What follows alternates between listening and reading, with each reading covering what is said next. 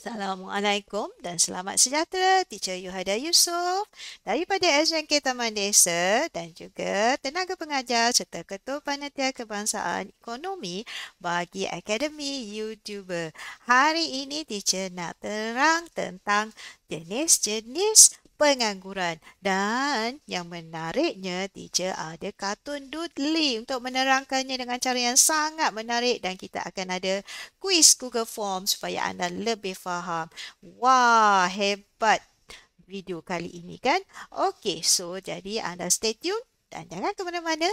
Teruskan menonton. Terima kasih.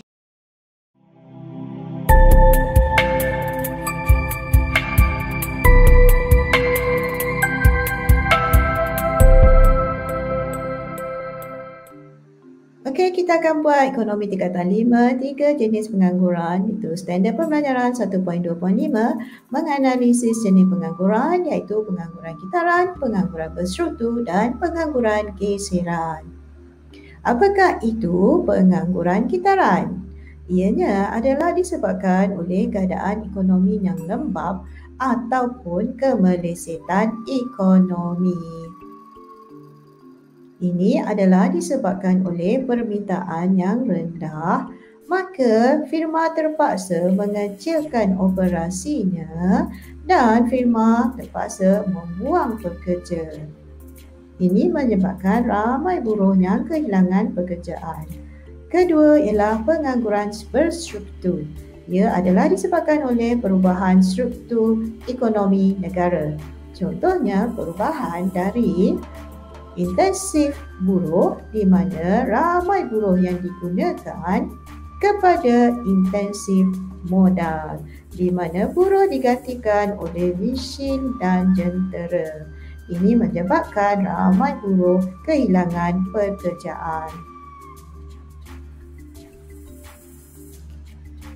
Pengangguran berstruktur juga adalah disebabkan oleh walaupun sektor ekonomi lain berkembang dan memerlukan buruh yang banyak, penganggur tidak mampu mendapat pekerjaan kerana kekurangan mobiliti kelayakan dan kemahiran.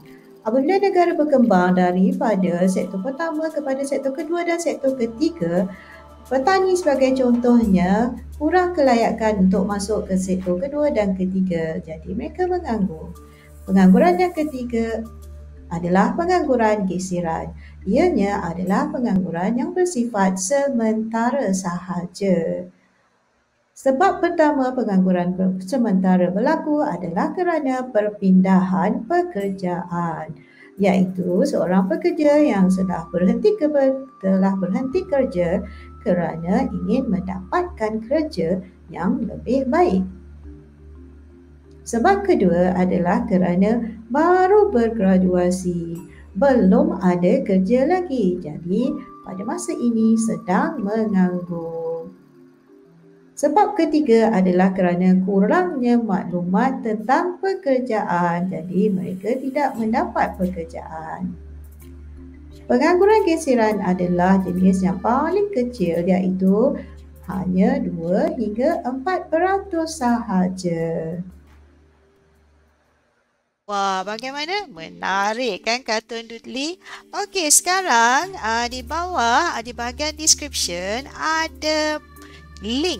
Okey, ada link untuk Google Form quiz. Jadi, anda buka link tu dan anda pause dulu video ni. Anda buat dulu quiz tu sehingga anda dapat markah. Setelah anda selesai, baru anda sambung untuk mendengar penerangan teacher tentang soalan-soalan tu sekiranya anda tidak faham. Jadi, anda pause dahulu dan buat soalan quiz tu. Berjumpa lagi selepas ini. Okey, setelah anda pause tadi dan anda telah jawab Google Form, quiz Google Form. Okey, sekarang teacher nak bincangkan soalan. Baik, anyway, cara mengisi Google Form ya. Anda isi nama anda, Nama penuh, huruf besar. Kalau anda tingkatan 5, anda tulis tik tingkatan 5. Jika tingkatan 4, ada tik tingkatan 4. Nama sekolah, nama petulis dengan huruf besar macam teacher ialah SMK. Taman Desa. Okey, daerah dan negeri sebab teacher nak tahu anda dari mana. Sekolah teacher adalah dari Rawang, Selangor. Okey, dan okey, ini soalan pertama. Berdasarkan rajah berikut, P ialah, okey, P ni pengangguran, iaitu orang yang nak bekerja tapi tak ada kerja. Campur guna tenaga. Guna tenaga ialah orang yang nak kerja dan dia dapat kerja, dia ada kerja, dia sedang bekerja. Jadi orang yang sedang bekerja dengan orang yang tak ada kerja, campur tu ialah apa? Tenaga bekerja. Faktor pengeluaran, no. Tenaga guna penuh, no. Itu adalah tenaga buruh. Tu bilangan yang ada. Bilangan tu ada termasuklah yang bekerja dan juga yang masih menganggur. Okey, yang kedua, kadar pengangguran bawah 4%. Apakah yang dapat dikaitkan dengan situasi tersebut?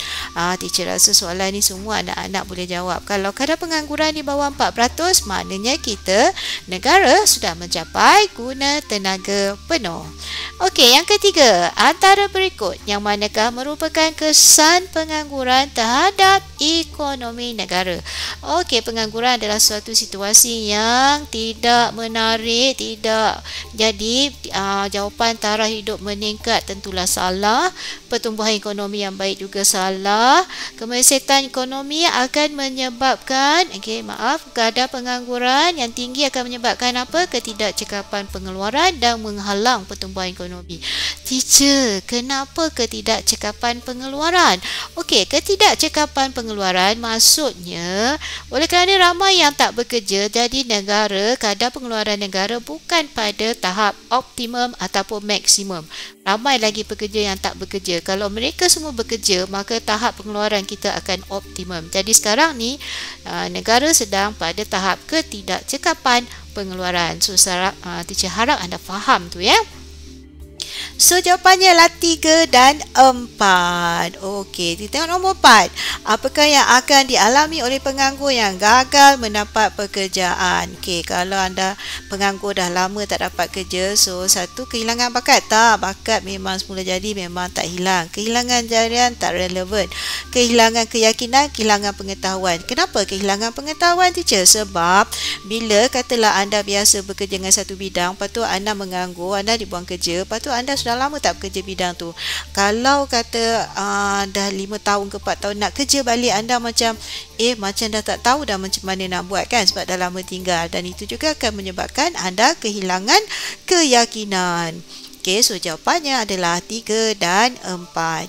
Okey, kelima, pengangguran kitaran merujuk kepada, pengangguran kitaran adalah disebabkan keadaan ekonomi yang tidak stabil. Okey, so ekonomi tak stabil, betul. Firma meneruskan operasi, salah. Pengurangan pengeluaran, ya. Firma akan mengurangkan pengeluaran seburuh kehilangan pekerjaan.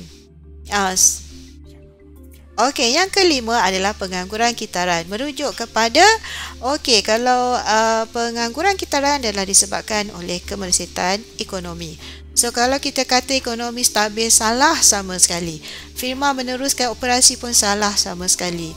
Kemerosotan ekonomi maknanya firma akan mengurangkan pengeluaran, 3, dan buruh akan kehilangan pekerjaan. So 3 dan 4 jawapannya D. Okey, so apakah jenis pengangguran yang sering berlaku dalam ekonomi? Okey, kita ada pengangguran geseran, kita tidak ada pengangguran kelompok atau pengangguran tolakan, dan kita ada pengangguran berstruktur. So 1 dan 4 betul. Okey, 1 dan 4 B pengangguran tolakan dan kelompok tidak ada. Okey. So nombor 7, pengangguran geseran berlaku disebabkan oleh faktor berikut. Okey, pengangguran geseran adalah pengangguran yang sementara tu. Okey, apa yang kecuali? Okey, kalau kita tengok sikap memilih pekerjaan, ini menceritakan tentang pekerja atau buruh tersebut. Penganggur kurang berminat, ini juga bercerita tentang pekerja atau buruh tersebut. Kekurangan maklumat pekerjaan juga adalah bercerita tentang pekerja atau buruh tersebut. So, ini ketiga-tiga ni tentang pekerja. Tapi, kalau anda tengok di majikan memilih pekerjaan pengalaman. Nampak? Ini majikan. Ini pekerja ni majikan. Of course lah, ini seorang yang pelik ni, maknanya dialah yang salah. So, ini adalah D. Jawapannya adalah D. So, anda submit. Okey, anda boleh view skor. Okey, anda tengok dekat sini, markah teacher 7/7. Alhamdulillah. Okey, selesai. Alhamdulillah. Sekiranya anda rasa video hari ini sangat membantu anda, jadi teacher mohon agar anda like dan anda subscribe. Sekiranya anda belum subscribe, butang button merah tu masih merah, anda tolong tekan butang subscribe sebagai satu sokongan kepada teacher, memberi semangat dan dorongan kepada teacher untuk terus menyumbang kepada pendidikan anak bangsa satu Malaysia secara percuma, dan semoga ianya menjadi amal jariah untuk teacher bila teacher dah masuk kubur nanti. Okey, baik. So, anda semua adalah murid-murid yang hebat. Teacher doakan anda berjaya. Okey, dan juga pada guru-guru di luar sana, terima kasih kerana memberi sokongan kepada saya. Okey, kita jumpa lagi dalam video seterusnya. Nantikan video seterusnya. Jadi anda tekan button loceng tu supaya anda dapat notifikasi bila teacher keluarkan video yang baharu. Baik, itu sahaja daripada teacher untuk kali ini. Terima kasih. Assalamualaikum warahmatullahi wabarakatuh.